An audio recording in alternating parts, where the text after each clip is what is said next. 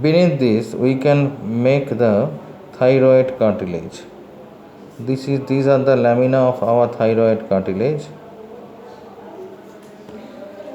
And beneath the thyroid cartilage, there would be the cricoid cartilage.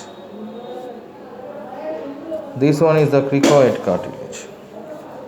Cricoid cartilage, as we goes below, it makes the trachea. It makes the trachea. And over the trachea, there is our thyroid gland. Over the trachea, thyroid gland. It lies over the trachea. So these are the structures: heart palate, mandible. This one is hyoid bone, thyroid cartilage, cricoid cartilage, tracheal rings, and this is thyroid gland. From here, the muscles will go. They makes the genioglossus muscle, and this gives the shape of the tongue. This is the genioglossus muscle that gives the shape of the tongue. This muscle is hyoglossus. Hyoglossus from hyoid bone to tongue. Here we get geniohyoid muscle. This one is mylohyoid muscle. From the hyoid bone to the upper lamella of the thyroid cartilage, here we get a membrane known as thyrohyoid membrane. On the thyroid membrane, there is an opening through which we can enter inside the larynx. From cricoid cartilage to the thyroid cartilage, there is also a membrane known as cricothyroid membrane, and there is a muscle known as cricothyroid muscle. This is a cricothyroid muscle. It is one of the extrinsic muscles of larynx, cricothyroid muscle.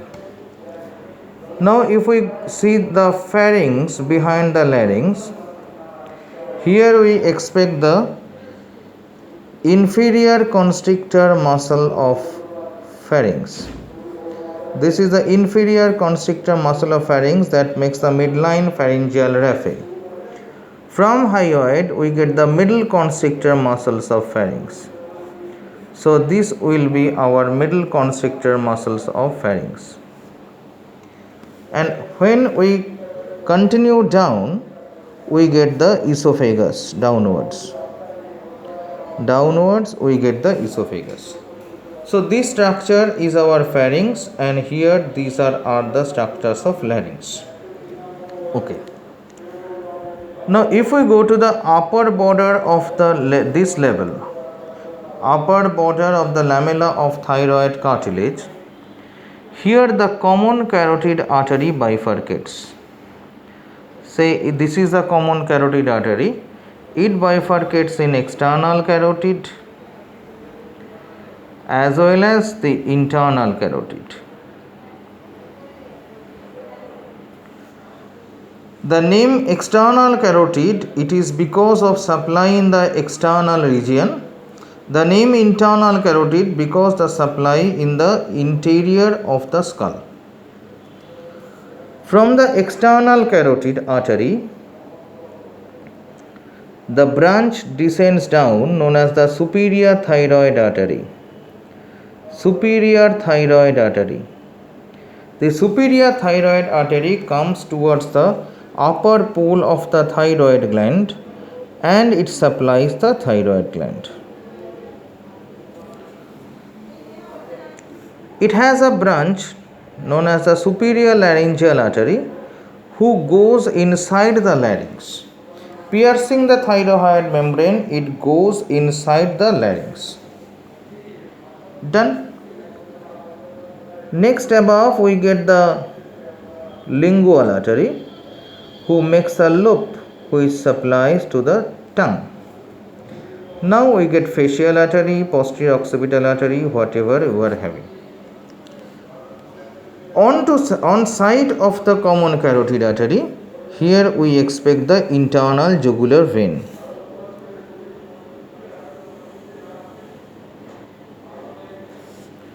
And this carotid artery and jugular vein, they are ensheathed in a common compartment known as the carotid sheath. They are ensheathed in a common compartment which is known as carotid sheath. Now, if we see, here is our jugular foramen, anterior chamber, posterior chamber, and this is the middle chamber of jugular foramen. Here we are having the hypoglossal canal.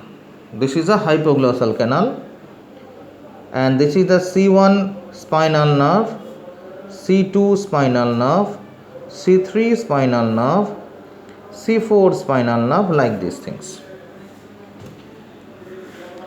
Come to the nerves. First one, the ninth cranial nerve. This is our ninth cranial nerve.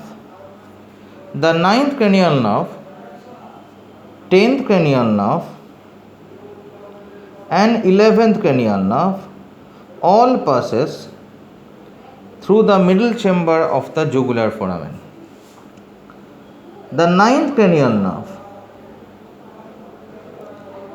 it passes over the internal carotid, below the external carotid, and supplies the tongue as well as the pharynx. So the name is glossopharyngeal, supplies the tongue as well as the pharynx. Vagus nerve, it descends in between the vein and the artery through the as a content of the carotid sheath, and it goes straight downwards to the thorax as well as to the abdomen. This is our very gentleman vagus. Accessory nerve, 11th. I am interested with the cranial accessory. The accessory nerve or the cranial accessory, these fibers just after the jugular foramen hands over all its existence to the vagus, joins with the vagus and hands over all the existence, all the fibers to the vagus. So vagus, while descending, it actually carries its own fiber plus the fibers of cranial accessory. Fibers of cranial accessory, they are motor in nature. Fibers of cranial accessory, they are basically motor in nature. Now see, from the vagus, one branch comes, that is known as pharyngeal branch of vagus. The pharyngeal branch of vagus, similar to the glossopharyngeal nerve, it passes over the internal carotid, below the external carotid, and supplies to the pharynx region. This is a mixed nerve. Its motor component is from the cranial accessory, sensory component is from the vagus. Motor fibers are for the cranial accessory, sensory fibers are for the vagus.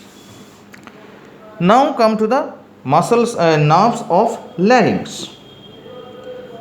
Vagus, from vagus the fibers originate. These are the laryngeal nerves. Laryngeal nerves, say, it passes beneath the internal carotid, beneath the external carotid. It takes origin from the vagus. It passes beneath the internal carotid, beneath the external carotid, and appears in the field.